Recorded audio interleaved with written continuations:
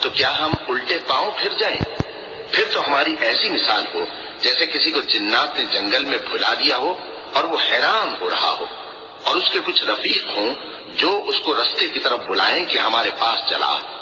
کہہ دو کہ رستہ تو وہی ہے جو اللہ نے بتایا ہے، اور ہمیں تو یہ حکم ملا ہے کہ ہم اللہ رب العالمین کے فرما بردار بنیں، اور یہ بھی کہ نماز پڑھتے رہو اور اس سے ڈرتے رہو، اور وہی تو ہے جس کے پاس تم جمع کیے جاؤ گے، اور وہی تو ہے جس نے آسمانوں اور زمین کو تدبیر سے پیدا کیا ہے، اور جس دن وہ فرمائے گا کہ ہو جا تو حشر برپا ہو جائے گا، اس کا ارشاد برحق ہے، اور جس دن سور پھونکا جائے گا اس دن اسی کی بادشاہت ہوگی، وہی پوشیدہ اور ظاہر سب کا جاننے والا ہے، اور وہی دانا ہے، خبردار ہے۔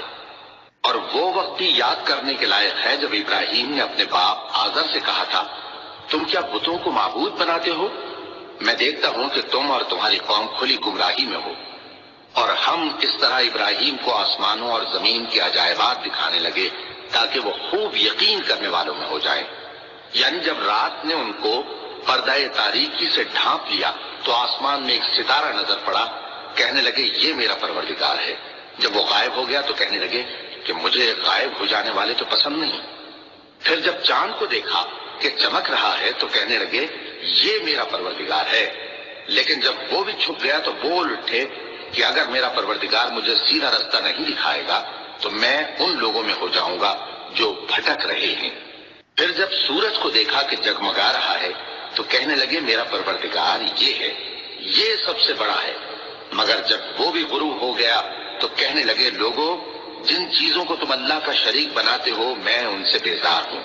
میں نے سب سے یکسو ہو کر اپنے آپ کو اسی ذات کی طرف متوجہ کیا جس نے آسمانوں اور زمین کو پیدا کیا ہے، اور میں مشرکوں میں سے نہیں ہوں۔ اور ان کی قوم ان سے بحث کرنے لگی تو انہوں نے